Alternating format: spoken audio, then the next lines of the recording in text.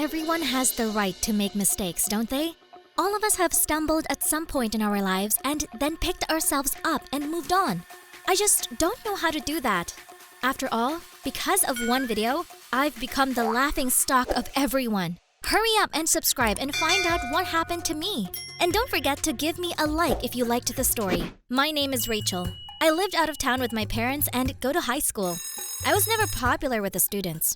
But I didn't care much about that. My best friend Zoe, on the other hand, literally raved about getting into the elite crowd and did everything she could to get in. But nothing worked. Our classmate Erica was constantly putting sticks in the wheels and making fun of my friend. Erica was super popular at school. All the guys wanted to date her. All the girls dreamed of being her. And to be disliked by Erica was to be blacklisted from the school forever. That's why we tried to stay away from Erica. And then I met Toby. He came to our school from another school. There were rumors that he was in trouble, but he seemed nice enough to me. Toby had shiny hair and smelled like a mixture of leather and citrus. And I really liked him. All the high school girls were pining for the new guy, but he didn't pay attention to even the hottest of the hotties. So I was shocked when Toby talked to me. I'm just a regular girl, and I couldn't possibly be attracted to this mysterious hottie. But Toby didn't care about the rules. One day, he just walked into the school cafeteria, sat down next to me and Zoe, and loudly, so that everyone could hear, asked me to meet him after school. Okay. I didn't know how I'd managed to get anything out in front of this handsome man. Erica, who was also in the dining room at the time, turned green with anger. As soon as Toby came out of the dining room, I saw her angry face in front of me. Well, what did he say to you? She asked me arrogantly. He invited me to meet him. I tried to speak confidently, but my insides were clenched in anticipation of trouble. You wouldn't dare! Erica hissed angrily. He's mine! But you two aren't even dating! I snapped at her in a low voice and lowered my eyes again. It doesn't matter! Turn him down or you're on your own! I was mortified. I liked him so much, but Zoe had convinced me that I shouldn't go out of my way to cross Erica. So when Toby came by the house to pick me up, I came out and told him I wasn't feeling well. Toby looked at me carefully. Why are you lying? If you don't want to go out with me, say so. I couldn't take it anymore, and I told him all about Erica and her threats. I don't care what some Erica thinks. I want to go on a date with you. How's that? Toby gave me a look that I couldn't resist. We started dating. Of course, Erica immediately turned everyone against me. School was getting unbearable. Zoe started avoiding me too, for fear of getting in Erica's way. And I was so hurt. Toby was always there to protect me from the world. One day we went to Erica's party. I wasn't invited, of course, but Toby was allowed everywhere. He talked me into it, and we went. Luckily, Erica was nowhere to be seen, so we danced, joked, and had fun. Zoe even joined us. Of course, I was offended by her, but I missed my friend so much. Zoe suggested we sit in the spare room so we wouldn't attract the attention of the other guys. We grabbed our cocktails and left the living room. I noticed that Zoe was a little too insistent about our relationship with Toby. A few times, I even felt like she wanted to tell me something else. Then she walked out, citing that she wasn't feeling well. "Let me come with you," I offered, but Zoe smiled and said she'd be right back. Suddenly, her new boyfriend Tim came into the room. He seemed like a soapy guy. Tim asked where Zoe was, and I told him she wasn't feeling well and would be right back. Tim didn't react in any way. He sat down next to me and then gave me a quick peck on the lips and told me that he had liked me for a long time. I went numb, and then I got angry and slapped him. He just laughed and ran out of the room. I was in total shock. What the hell was that? How do I tell Zoe? What would Toby think? I left the room and headed for the exit. My mind was a mess. My hands were shaking. I didn't realize I was still holding my cocktail. And when I bumped into some girl, I didn't even realize that the contents of the glass were on her dress. I looked up and saw a furious Erica in front of me. I will destroy you! She hissed and ran to the restroom. I tried to disappear, even though I didn't want to leave Toby alone. I woke up this morning to the incessant beeping of messages. It was strange. Toby must be worried where I'd disappeared to. But instead of texts from my beloved, I saw a lot of unpleasant accusations from my classmates and students of our school. Some of them I didn't even know. How could you do that to your best friend? I didn't expect that from you. Kidnapper of other people's boyfriends. I didn't understand anything. So I hurriedly packed up and ran to school. Back in the courtyard, I caught a few judgmental looks from students and, it seemed to me, even teachers. As I approached my locker, my heart sank into my heels. On it in large letters was written, "Traitor." The desire to enter the classroom was gone, but the bell rang and I had to go. As soon as I crossed the threshold, a hail of ridicule, paper balls, and insults fell on me. The boys whistled, the girls stuck their lips out at me, and then the principal called me in. The look on his face did not bode well. First, he showed me a video of Zoe's boyfriend kissing me. Turns out, the video had somehow gotten into the school chat room, and so everyone was showering me with creepy accusations. And then I turned on the footage of Zoe herself, where she sobbed and told me that I had caused her irreparable emotional trauma, that I flirted with her boyfriend and now she can't deal with the pain, that she had to go to counseling, and that she's asking, no, she's demanding that I be punished for it. I tried to explain everything, to tell the truth, but the principal wouldn't listen. He said that Zoe had filed a complaint against me, and that her parents were furious, so he had to suspend me from school. For 2 months now, and then we'll see. I felt so bad. Everyone turned their backs on me. Even Toby believed the slander. I stayed home all the time. My parents were the only one who supported me. A few weeks went by. Then one day, I saw Erica outside the fence. She nodded at me. It was unexpected. I went out to her. She was smiling strangely. How are you? What are you doing here? Watching you suffer and enjoying it. By the way, Toby and I are going to the movies right now. With Toby? Yeah, after a scandal like that, he needs to repair his reputation. I've kindly offered to help him. I tilted my head, and Erica smiled arrogantly. Do you want to know the truth? I'm the one who set the whole thing up. I put Zoe up to it. You're lying. Zoe wouldn't do that. I'm not lying. Erica laughed, handed me her phone, and I saw the correspondence. Erica promised to accept Zoe into the company, and even throw a party in her honor if Zoe recorded that video. I handed over the phone and settled to the ground. Now you know that your friend chose. She even got her boyfriend to do it. By the way, I distributed the video too, but Toby thinks you did. According to Zoe, of course. I told you to stay out of my way. She walked away, and I just kept staring at her. Ruining my life to get into Erica's company? Zoe betrayed me. I was such a fool. I cried all night, and then I told my mom. She calmed down and said we would find a way to expose Erica. My mom is friends with several of my classmates' moms, and they told her that their daughters were also suffering from Erica's shenanigans. But no one wanted conflict, so the girls just kept quiet. But I started collecting evidence, talking to the girls. And there would come a time when I would go to the principal with irrefutable evidence, and then Erica would not be able to get away with it. Toby and Zoe no longer exist for me. They've made their choice. And remember, no one has the right to humiliate you. You don't have to be silent. You have to act, fight back, and put such abusers in their place. If you had similar cases in your life, write. Let's chat in the comments. What are you afraid of? This video will destroy her. She deserves it. I don't know. I'm scared of her, Camille. Stop it, you. What are you two whispering about? What secrets? Keep your nose out of it, Cindy. Go to class. And you, Rosie, think carefully. This is our chance. That's it. I gotta go. Mwah! And Camille jumped up and down the hallway. Hi, my name is Rosie. We were just arguing with my best friend Camille.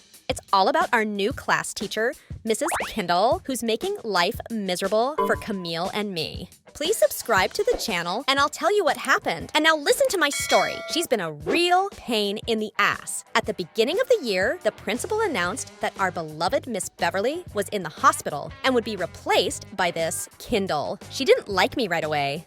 I don't know why, but she was trying to make friends with the elite of the class. For example, Tyler was captain of the school basketball team and he was always missing practice, but he often skipped class. Mrs. Kindle turned a blind eye. She also chatted sweetly at recess with our bitchy Cindy, who fancied herself queen of the class. Her company of self-righteous brats like herself could push you, kick your backpack, accidentally spill juice on your clothes. And more than once, our new homeroom teacher saw these incidents, but she didn't react, and it was awful. Yes, indeed. Miss Beverly never allowed herself to ignore such behavior in class. She was always stopping Cindy. Exactly, and now it's chaos. Kindle's friends with whoever's convenient, who have rich and powerful parents. Are you girls talking about me, or am I just hearing things? We turned pale and looked at Camilla. What a bad time for her to come up. From that day on, all hell broke loose for Camilla and me. Mrs. Kindle turned everyone in the class against us. I was persecuted for a used backpack from the thrift store, and Camille was brought to tears in the locker room by the girls giggling at her small breasts. Today, I froze in place when I saw my school locker. It was painted and smeared with some kind of paint. And not far away, Mrs. Kindle was standing there smirking. That was the last straw. Kami, this is unbearable. We're real outcasts. I can't take it anymore. We've got to make up with her. Otherwise, it will never end. No way. She's just waiting for us to come crawling back on our knees to apologize. She won't. But I was having enough trouble as it was. The other day, my parents announced to me that they were getting divorced. It was not news. Dad and Mom have long been just neighbors on the same living space. But recently, Mom accidentally saw a message on Dad's phone, clearly intimate nature, and decided to dot all the dots. So she filed for divorce. I had to get over it, and then there's the Kindle.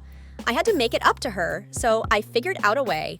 The school's website said Mrs. Kindle was into contemporary art, and I had an idea. After class, I knocked on the office, which had a shiny plaque with the name Kindle on it. What do you want, Rose? The teacher's tone was clearly not conducive to conversation. I walked over to her desk and held out a gift-wrapped book. Mrs. Kindle, I don't think our acquaintance with you is going well, You're not just imagining it. the teacher said, pointing at the book I was holding out to her. And take your gift back. It's a collection of works by contemporary artists. You're into art. Suddenly, the teacher grabbed the book and threw it into the trash can near the table. Go away. Already in the hallway, I exhaled. Is this really happening to me? That Kindle has lost her fear. I'm going to the principal right now. I've had enough humiliation. And within minutes, I was knocking on the principal's door. Mr. Wilson has always been very loyal to the students. That year, he let us come to school in costumes for Halloween, and it was a lot of fun. And recently, they opened up a rec room at the school for the older students. Everyone loved Mr. Wilson. But the principal didn't respond to my complaints. He rubbed his forehead lightly and said calmly, Rosie, you're exaggerating. You better support Joanna. Mrs. Kindle. She's new to our school. It's hard for her. Be kinder to people. I wish he'd slapped me. It would have been less painful and hurtful. Tears came to my eyes. But why is the principal defending that nasty teacher? I decided not to tell Camille about the incident, but Kindle started to get back at me really hard. She called me in every class and bombarded me with difficult questions. My grades dropped to 0. One night, my mom came into my room. Rosie, what's going on? I got your grades from last month. It's terrible. Do you need help? I couldn't take it anymore and told my mom everything, both about the bullying from the new teacher and my unfortunate conversation with the principal. Mom hugged me and promised to talk to Mrs. Kindle. But that darn woman knew her business. After the conversation at school, Mom came back irritated. Rosie, you humiliated me. Why did you lie? Mrs. Kindle is a wonderful woman, and she's very worried about you. She says you've completely abandoned your studies. That's not true. I explained to her that our family is going through a bad time. but that doesn't give you the right to behave like that. Apologize to your teacher tomorrow. That's it. There's nowhere to go, and I dread to think what Mrs. Kindle will do to me now. I'm afraid to go to school. For 2 days, I stayed home on my bed eating ice cream on a grand scale. But on Wednesday, my mom made me get dressed and took me to school. It was a day I will never forget. In the hallway, I ran into a crying Camille. She had a mop in her hands. Seeing the mute question in my eyes, Camille nodded towards the classroom. Kindle came up with occupational therapy for me. She was sick of hearing all my protests. This is a nightmare! I knew the teacher was taking it out on her best friend because of me. I'll help you. I have 2 floors to clean. After school. The 2 of us can do it faster. We hugged each other and hurried off to class. It was already dark outside, and we were still scrubbing the floors with Camille. My back was stiff from the experience. Let's take a break. I'm starving. There should still be a snack machine on the first floor. Let's go. So Camille and I went downstairs. It was quiet. We walked tiredly down the dark hallway. Suddenly, I heard some laughter. We froze. Maybe I imagined it. When we took a couple of steps forward, we saw a narrow strip of light. The door to the principal's office was half open, and from there came quiet voices. We slowly approached the door and opened our mouths in surprise. Mrs. Kindle sat relaxed in her chair with her head tilted playfully. We heard her whispering. Listen, darling, I'm going to tell everyone that we're having an affair and that it was you who put me up to it. I hope you don't want any trouble. You'll lose everything you have. With trembling hands, I turned on the camera on my phone and started filming. Thankfully, the door to the office completely concealed me. Stop it, Joanna. No one will believe you, especially since the students are complaining about you. A couple more incidents like this and I'll have to fire you. I don't think that's what you want. Suddenly, Mrs. Kindle jumped up and grabbed Principal Wilson by the scruff of the neck. Yeah, she was arguing with him in his office, and I was filming it on my phone. What's the PTA going to do to you when they find out what you spent the money from the school fundraiser on? A 2-week vacation in the Bahamas and a 5-star hotel. Isn't that a little lavish, Mr. Wilson? Are you sure you want everyone to know about this? I don't think so. So you'll do whatever I say.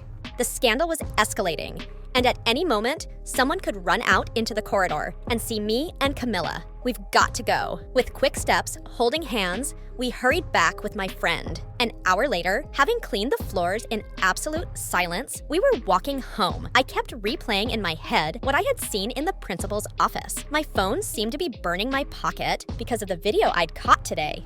We have to publish it. That couple is screwing the whole school over. I was silent and hesitant. In fact, I didn't know what to do. I didn't know who to consult. What if it turns out to be like that book again?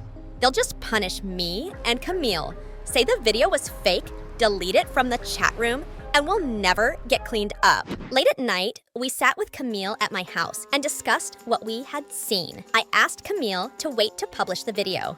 She wouldn't listen. Eventually, we had a fight and Camille went home. Tired, I collapsed on my bed and fell asleep. In the morning, my phone woke me up. The messages were beeping one after another. Opening the chat room, I was stunned. Yesterday's video was uploaded. I dialed Camille, but there was no answer. The school was in a tizzy. Mr. Wilson and Mrs. Kindle were being interviewed behind closed doors. The police, the press, the pupils all crowded into the corridors of the school. What have you done? I grabbed the arm of a pleased Camilla. We did it together. Serves them right. A month passed. Both the principal and the teacher were fired. The story made so much noise that our school is being scrutinized. I've been homeschooled. I can't go to school. I can't communicate with Camille. She stole that video from me and posted it in a chat room without my knowledge.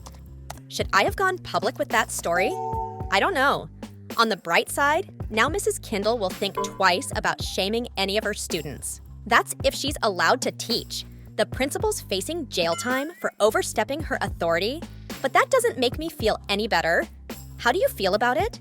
What would you do if you were me? Let's discuss it in the comments. You're not gonna believe this. No, seriously, it's unbelievable. I'm sure we've all had bad, even funny dates at some point, but I never thought mine would be like this. Hi, my name is Amy, and I'm going to tell you why I won't be risking going on a date anytime soon. Subscribe to learn more and give me a like if you like my story. Okay, I'll admit it right off the bat, I've never been particularly popular with guys. In high school, there were girls that everyone was pining for and trying to emulate. They seemed to me closed worlds in Roblox, which I could never get to. They were real fairies, with every hair in a high ponytail in its place, a perfect black arrow above the eye, and always a haughty smile. And every guy in school wanted to date such a fairy. I was just a regular fairy, no extra features or super skins. With ordinary hair color, ordinary figure, boring hobbies. In short, I didn't stand out. Just Amy, nothing more. One day, my friend Jen and I decided to go to a basketball game. Our team was competing against a team from a neighboring school. I wasn't really interested in the competition. I wanted to go home and watch a new episode of Ginny and Georgia. But Jen talked me into going. She had a huge crush on one of the players and wanted to flirt with him after the game. Oh, come on. Tim is so manly. He's a smash. And then we could watch your show together. Jen urged me to. I reluctantly agreed. I was bored, so I quietly scrolled through my Instagram feed while Jen watched the game. As I was engrossed, I didn't immediately realize that something was flying at me. It was only by my friend's scream and the ringing in my temples. My eyes went black and everyone around me was making so much noise that I didn't immediately realize what to do. Oh my god, you have a concussion. I'm going to take you to the nurse's station.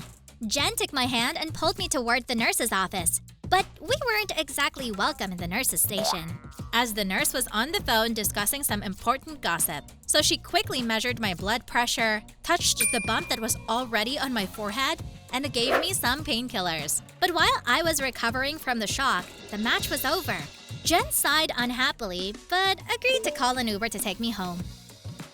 While we were waiting for the car, one of the players approached us. He turned out to be not only the captain of the varsity team, but also a real hottie. The guy looked at me guiltily. Look, I'm sorry. I guess I'm the one who got you in trouble. He smiled and I was stunned. To make it up to you, I suggest we meet tomorrow and go for a walk. Jen nodded quickly and pushed me back, and I couldn't even get a word in edgewise. It was so cool that that ball had landed right in my head. So? He was looking at me. I'm Josh, by the way. Amy, and I'm in. God, I couldn't believe that such a handsome man was paying attention to me. All day I'd been daydreaming and wishing my classes were over. I wonder where we'll go. To a cafe with delicious ice cream? Or just to have a burger? Maybe he likes Japanese food. Josh promised he'd pick me up. Oh, cool, he has a car. And when the horn honked outside the window, I was ready in a beautiful mini dress, makeup, and very hungry. But there was a surprise waiting for me in the car. There was a woman behind the wheel, and my crush was winking at me from beside her. He waved hello and gestured for me to get in. I was embarrassed, but got in the back seat. This is my mom. Josh introduced us. She's taking us to the cafe. It was raging inside, but I held it together. Maybe it was her car, and Josh's mom needed to go somewhere, and she'd drop us off. My mom kept talking the whole way, asking me about everything. So at some point, I started to get annoyed. We stopped at a cafe. I politely said goodbye to my companion's mom. However, she said that we would see each other again. I'm about to pick up my little sister from visiting and will wait for you in the car. She then took out some bills from her purse and handed them to Josh. He wasn't even embarrassed. I felt out of place. It was weird, so we're gonna be in control the whole time? Also, the fact that Josh takes money from his mom to take a girl to the cafe amazed me. Almost everyone in my class had a part-time job and always had a little pocket money for such outings. But Josh apparently didn't care about his situation. However, everyone has their own rules, so I decided not to dwell on it. The waitress came over and I ordered my favorite burger. Are you really going to eat that? There's mayonnaise on it. Josh narrowed his eyes. Well, I like burgers. What's wrong with mayonnaise? I wouldn't recommend it. He looked at my figure and I was numb. What's he implying? See that girl?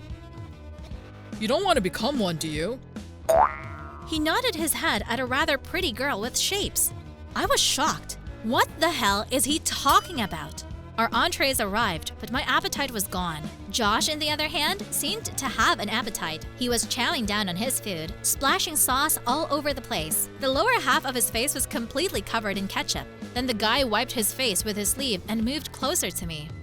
You know, it's not easy for athletes. I mean, trainings, stuff like that. I tried to move away from him. I was embarrassed to see his face smeared with sauce.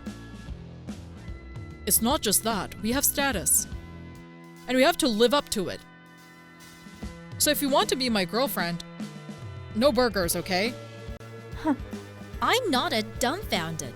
Even though I really wanted to get up and leave, I didn't understand what was going on. What girl? We're only on our first date. Maybe Josh was just nervous, but he just kept talking and talking. You know, I've only dated blondes, so you might want to dye your hair.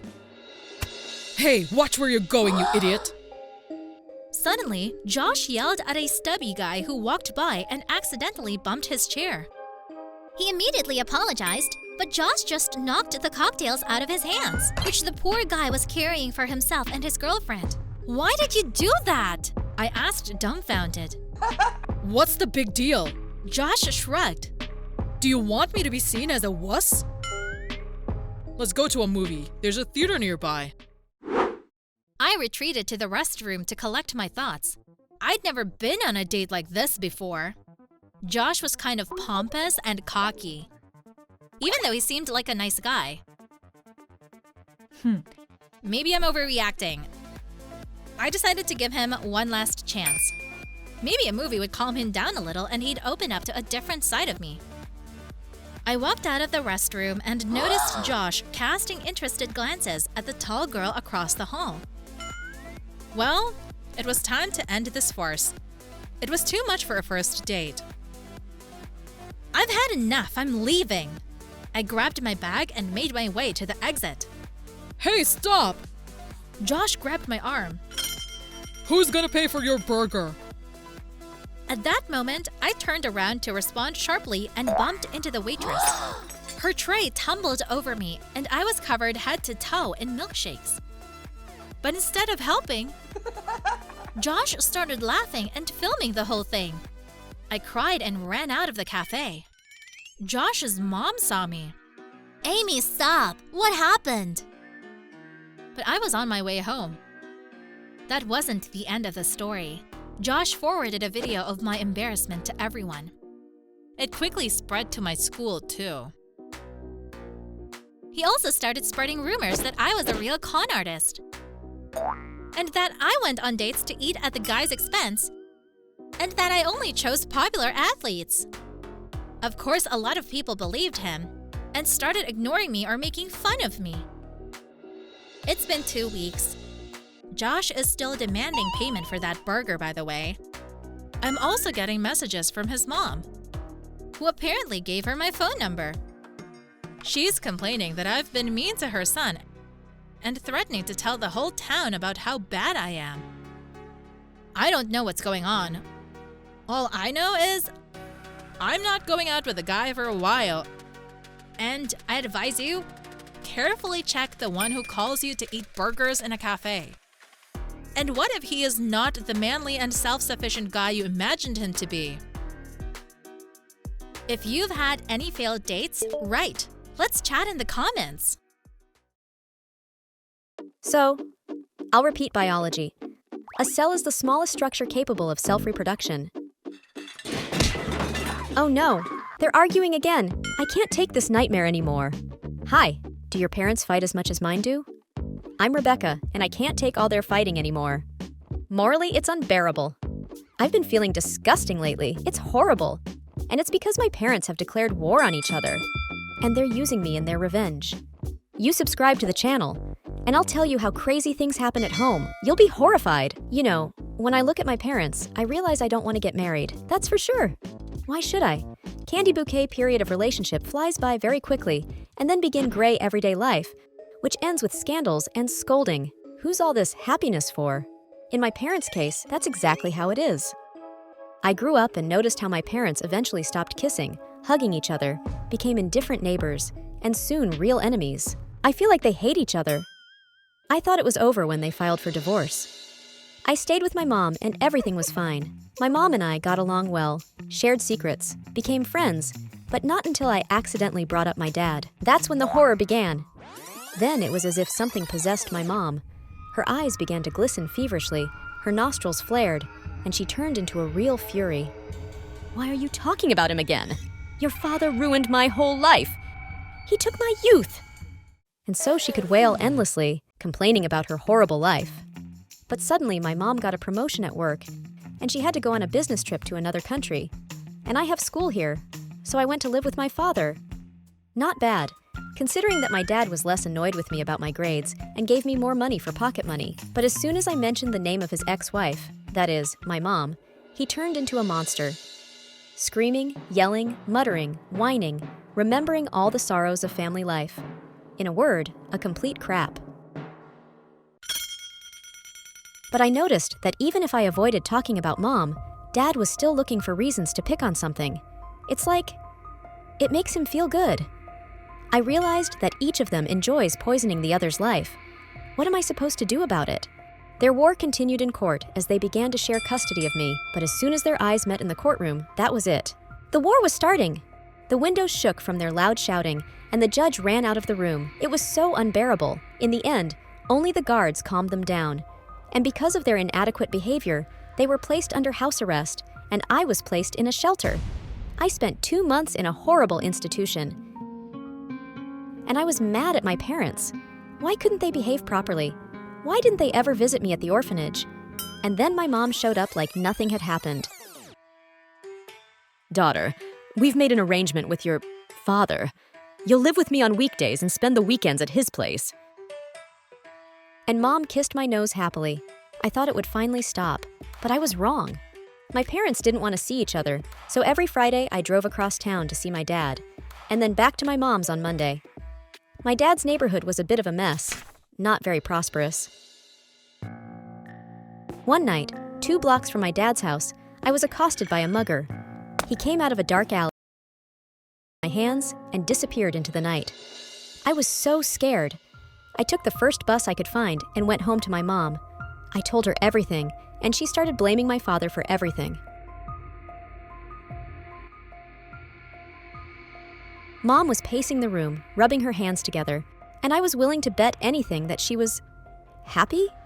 Yes, like she'd found another reason to scold my father. I was beginning to think that Mom had set up the whole thing to ruin my weekend, because Dad and I were going to an amusement park, and now I'd be home for 2 days and listen to what a bad father I had.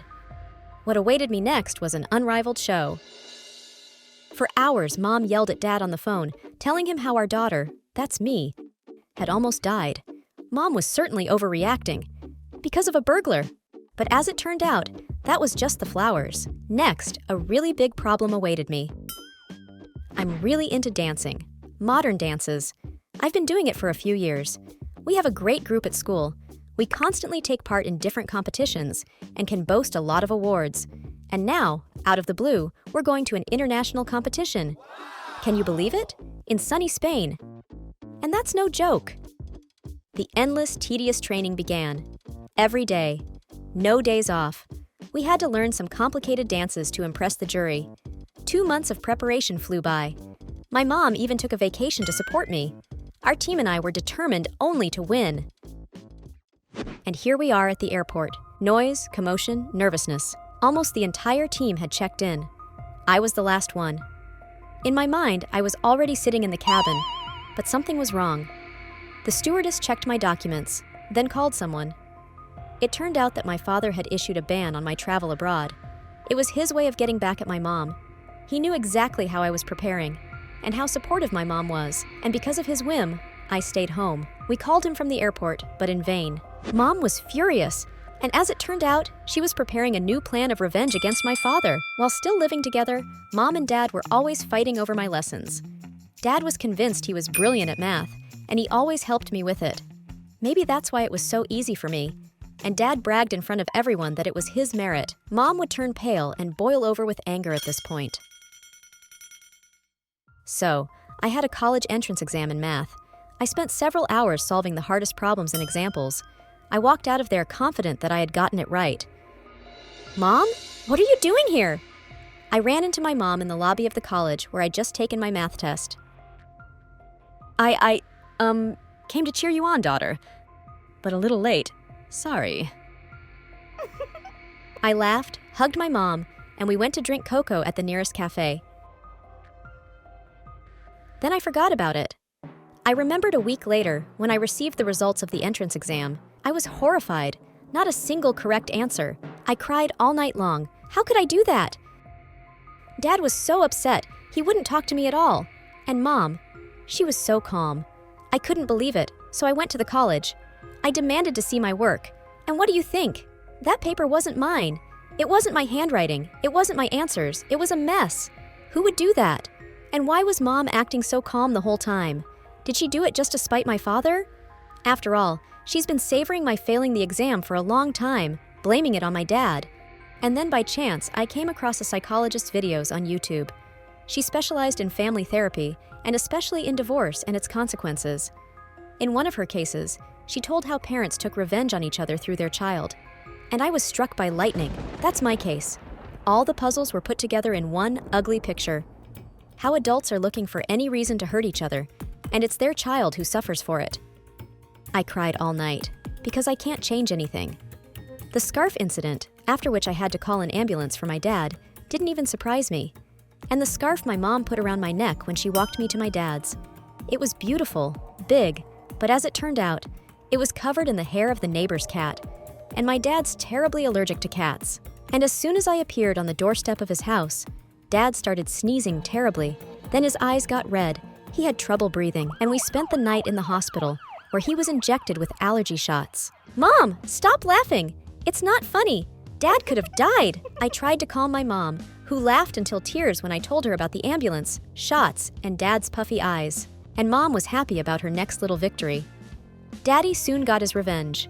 A week later, a magnificent cake was delivered to Mommy. Unsuspecting, she ate almost half of it in one sitting. And then she was in bed for 24 hours with terrible pains. The cake was expired. I was mad at both of them. I had to take the blame for everything all the time. I had already decided to move in with my grandmother so I could live in peace until I finished school. But suddenly, the hatchet was buried deep. There was silence for weeks. Mom was up to her ears in work. Dad enjoyed spending weekends with me. Is that so? Does that really happen? It's been quiet for a few weeks now. As usual, I came home after school, and I heard someone laughing from the living room. A man's laugh. Well, my mom finally has someone. Whew! She'll forget about Dad and this craziness will be over. Joyfully ran through my head. I looked into the living room and, stunned. On the couch, gently hugging Mom around the waist, was Dad. He was whispering something in Mom's ear, and she was giggling back. Seeing my surprised face, Mom winked at me. Daughter, we made up, and we will live together again. That's great news. Then Dad loudly smacked Mom on the nose, and they both laughed loudly. It looked like they were going on a second honeymoon. And the thought was scary. I knew it would be a couple weeks after their stormy reconciliation, and they'd start fighting again. Harder. More aggressive. And I'd have to clean up the mess again. And I'm so tired of it. I don't know what to do. Maybe I should move in with my grandmother? But those two can kill each other if they're not stopped in time. What would you do? Would you stay? Right. If you have any thoughts, in the comments, we'll discuss. Admit it. Who among you likes to gossip? Who hasn't been drawn into the web of other people's intrigues and secrets?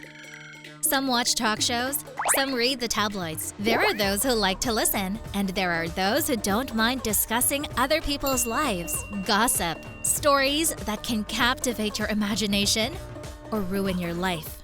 Hi, this is Madison, and I'm Gossip Girl, and my story doesn't have a happy ending at all. Subscribe to the channel and give me a like, and I'll tell you what I did. and why you shouldn't make the same mistakes I did. I love rumors. But don't get the wrong idea. I didn't trash anyone. It's just curiosity, that's all. Sometimes I just want to know if the gym teacher is really having an affair with the headmistress, and the hot new girl from the parallel school wore braces in 6th grade. They don't care, but for me, it's evidence that everyone has secrets and no one is perfect. And how do you keep it together? At school, everyone gossiped about the hottest guy and his crazy groupies. At home, about the neighbor who just moved into a 4th-floor apartment and was pretty reserved. Even at home, when my mom started calling her friends, my sister and my dad would immediately run away. And on days like that, waiting for lunch was useless. But I understood my mom, because I too could spend hours on the phone talking about the latest news. My best friend Pete also loved rumors and willingly shared them with me and our mutual friend Nancy. Except she didn't like gossip at all, and she was always bad-mouthing us. Did you know that Daisy had tattoos on her stomach? I told her excitedly. It's so painful, and her parents are freaking out. It's nothing. That's what Matthew did last night. Pete whispered to me. Nancy sat between us in the dining room and grumbled. What a saint. And then came summer vacation. I was planning to make a little money, so I didn't even think about vacation. Last year, I had already taken a few shifts at a movie theater near my home. Selling tickets at the box office is not difficult, and I could go often to night sessions for free. The administrator was happy with my work, so we agreed that this year I would work for them. But it turned out that until the end of summer, the theater is closed for repairs. I had to look for another part-time job. And then, on the internet, I came across an ad. The local radio station was looking for new presenters. They needed fresh voices and progressive thoughts. As it was explained to me on the phone, I'd been dreaming about it for a long time. I went to a journalism class. I even sometimes voiced the news on the school radio. But a city station?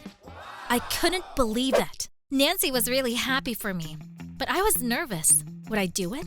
As is always the case on my first day on the job, everything went wrong. My mom forgot to fill the tank in the morning, the hot water was turned off, and then we got stuck in traffic.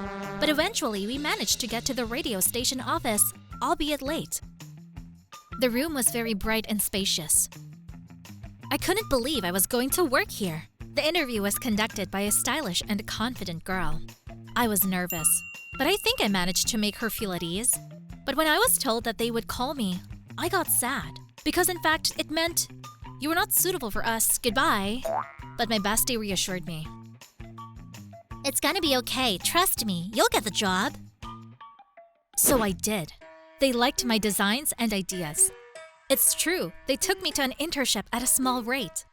But it was really lucky to get into such a company. I was overjoyed. They're hiring me, I bragged to my friend. I just need to come up with a column and conceptualize it. Your own column? You'll be a star in no time. Hey, what if we do something like Gossip Girl? You know, like, tell stories that are supposedly based on true events. That's not a bad idea. Nancy agreed. But you come up with it, not talk about us. You think I'm gonna tell other people's secrets on the air? I was offended, and we got into a huge fight. I wasn't going to gossip about someone on the radio. How could she think that about me? You're just jealous of me, I said and hung up. The project manager at the radio station liked my idea very much, but there was a problem with the topics. You see, sweetie, the ideas are not bad, but they feel artificial. A bubble. A fiction, you know? Yes. I sweat from excitement and looked into her eyes with hope. We need the dark side of teenage life. There's secrets, experiences, passions, quarrels. It's been a long time since anyone's been interested in sweet stories. Add pepper to your stories. Then they'll be listened to. But I can't. It's a private life. Change your names. And give yourself a pseudonym. And I nodded silently in response. When did things get out of control? How did I let it happen? I don't know. Probably the moment I could convince myself that there was nothing wrong with other people's secrets. A little story, a few names, and that was it. And I went by the name Gossip Girl, just like on the show. My voice sounded a lot different from what it used to sound like on the air, so I wasn't really afraid of anyone recognizing me.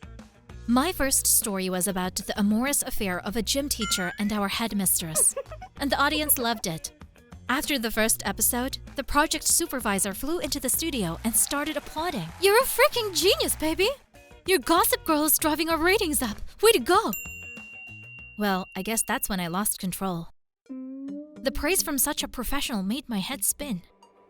The tangy aroma of future success was intoxicating. I decided to dig deeper, go after my enemies, and uncover their darkest secrets. Cheer up, my dear listeners. Sandy's in trouble. She's dating 2 guys at once and doesn't know which one to choose. And Leslie accidentally uploaded her swimsuit photo to the school chat room. If you haven't gotten a tattoo to a racy spot and you're afraid to tell your parents, then you have nothing to be embarrassed about. Mark knows exactly why you shouldn't buy bean soup in the cafeteria, and so does his girlfriend Stacy. I was on a roll. Nancy and Pete, on the other hand, were pissed. "You're the one who loves gossip." I resented you. But not on the radio, and not about anyone I know. Pete was nervous. "I changed names." But I didn't last time. "I forgot, and they weren't stories about you." You're gonna give away all our secrets. "Is that what you think I am? Then we better not talk at all." We had a big fight. It was very unpleasant, but I wasn't going to give up my dream because of them. In just a few months, my column became mega popular. The ratings were off the charts. The curator rubbed her hands together excitedly and kept saying that she would come up with a new project for me and let me go live. Summer vacation was over, and we went back to school. I still hadn't talked to Pete and Nancy, but everyone was gossiping about the mysterious Gossip Girl on the town radio. My voice was unrecognizable, and I breathed a sigh of relief. But it wasn't that simple. As it turned out, while I was indulging my ego, my column made a lot of noise. Everyone was whispering amongst themselves and glancing at each other. And then at one point, I was ignored in class. I didn't realize what was happening. Nobody knew anything, except Pete and Nancy.